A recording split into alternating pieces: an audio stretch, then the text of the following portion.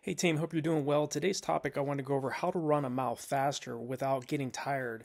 And I get a lot of questions about how to run a mile faster, mainly from athletes that are either in middle school, high school, or in college. And one of the best recommendations I can give any athlete, regardless what level you're at, is to slow down on that first lap. Okay, we get too hyped up in the first 400 meters of these races, and a lot of athletes go out far too aggressive in the first lap, and even sometimes in through the first half of the race. It's always important, again, always focus on running the second half of your race faster than you run the first half of your race. It's just a better option because, again, you're not going so anaerobic so soon and then forced to slow down dramatically in the last half of the race. And because the mile is such a fast anaerobic race, you don't have as much time to make a mistake as you do, say, in the marathon or the 10-mile event or even the half marathon. These longer races, you can slow down. You can, if you go out a little too aggressive, you can slow down, regroup, but you can't do that in a mile. So my recommendation for our athletes that are asking this question is definitely focus on a long-term approach, because it takes time, it takes effort, and a great deal of patience for athletes to develop leg speed. Okay, it's one thing to build your endurance, which also takes time, but you're not going to go from a 6-minute mile to a 450 mile in a matter of a few weeks. Okay, it might take you several years to get to that point. Okay, but it is important to really keep in mind as you build up for your races, and especially on how to run faster without getting tired. Focus first on a longer build-up. Okay, if you're running the mile, you don't necessarily have to do long runs, 20-mile long runs like you do in a half marathon or a marathon event or 10K, these longer races. Now, if you look at some of the greatest milers in history, like an example of this was, last night I was watching a documentary on Peter Snell, who was one of the greatest middle distance runners that the world has ever seen. He was from New Zealand, won the gold medal in the 1960 Olympics as well as the 1964 Olympics in both the 800 as well as the 1500. And he was trained by Arthur Lydiard, who was a world-class, world-renowned distance coach who focused on training his middle distance runners like they were marathon runners. Okay, so again, it's depending on how your approach is, especially if you're in high school or if you're in college. You don't necessarily need to run 100-mile plus weeks like Peter Snell was running. I mean, in leading up to the Olympics, he said he did 10 consecutive weeks at 100 miles or more per week. Okay, that's not really the norm for a middle distance runner, but again, Peter Snell was a very strong, very determined athlete and wanted to be the best in the world. So focus on your quality versus the quantity of the mileage you're doing. Okay, you can run 100 miles a week, but if you're running too much of that mileage too slow and you're not really working on your leg speed and developing your leg speed, it's going to be very hard to run a mile faster without getting tired. You have to first focus on a buildup of a minimum of 12 weeks, preferably 16 weeks for the mile event, or 1,609 meters, 1,600 meters if you're in high school, or 1,500 meters if you're in college.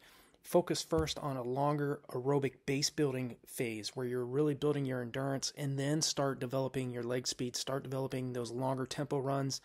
I think for the athletes that are trying to run a faster mile, I don't think your tempo runs shouldn't be any really more than 4 to 5 miles in length. Okay, if you're doing that amount of distance for your tempo runs, you're running 4 to 5 times the distance of your race. It's going to make you extremely strong, but also focus on getting those long runs, running those long runs at a faster pace. Not the entire distance of the long run, but portions of that long run should be spent running at your VO2 max, running at your anaerobic threshold effort, and then running very easy and relaxed. A mixture of paces.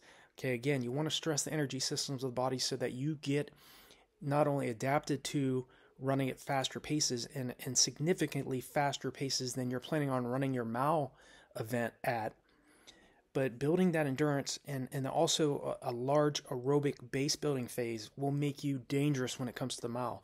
But definitely in terms of running a mile faster without getting tired, definitely change up your strategy. Okay, I made the mistake in high school of trying to break the 4 minute mile. I just did not have that type of leg speed in high school, and I never had that leg speed even when I was in college. The best 1600 meter time, which is 9 meters short of a mile, that I ran in high school was 4:25, and my best mile time, 1609 meters, that I ran at the University of Florida was 4 minutes and 22 seconds. So, but the problem was when I was in high school, I would always go out that first lap like around 60 to 61 seconds. And then I'd slow to like 206, 207 through the 800 meter point. And then I'd end up running, anywhere from 426, 425 to 428. And again, it was improper pacing. So if you're trying to drop significant time off of your mile time, definitely look at how you are racing your event. Okay, calm down in that first lap. Okay, do not try to win the mile in the first 400 meters of the race.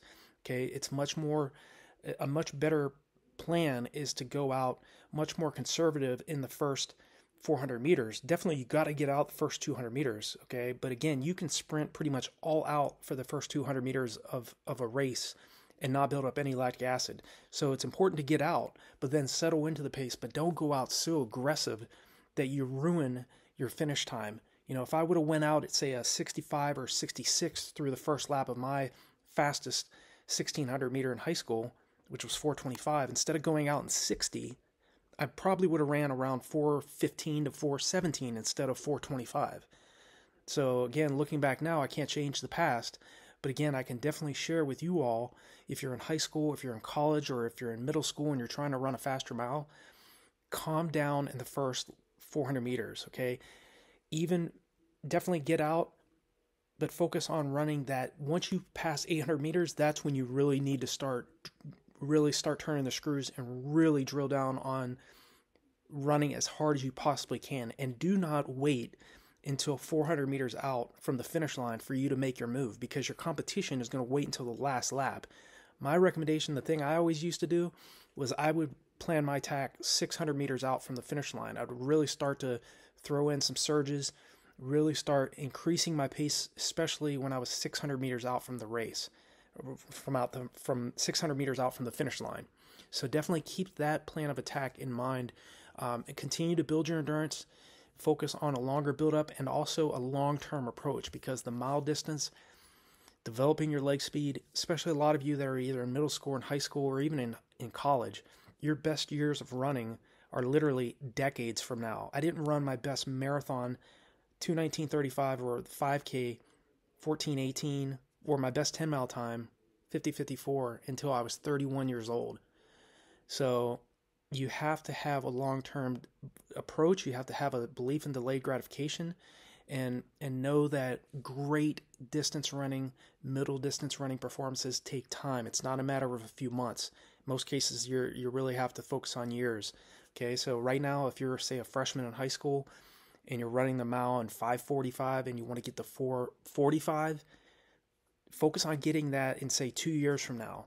Okay, maybe 3 years from now, but it's going to take time. I went from running the 1600 meter, the first time I ran it as a freshman in high school, I ran 5:30, got it down to 5:09 by the end of my freshman year. My sophomore year, I got it down to 4:38.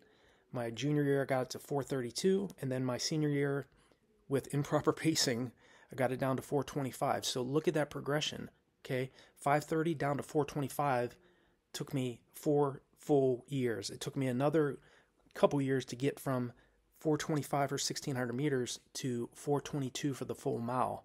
So I hope this is helpful for you all that are focusing on how to run a faster mile without getting tired. You definitely will not get tired if you're not going out too aggressive and you're not redlining too early in the race. So definitely leave your comment below. Definitely I'll reach back out to you if you leave a comment. Let me know where your current best mile time is, or if you're in college, where are you currently at in the 1500 meter, and let me know what has been a problem for you. Has it been going out too fast in the first lap of the race, or are you having issues in that third most important lap of the race?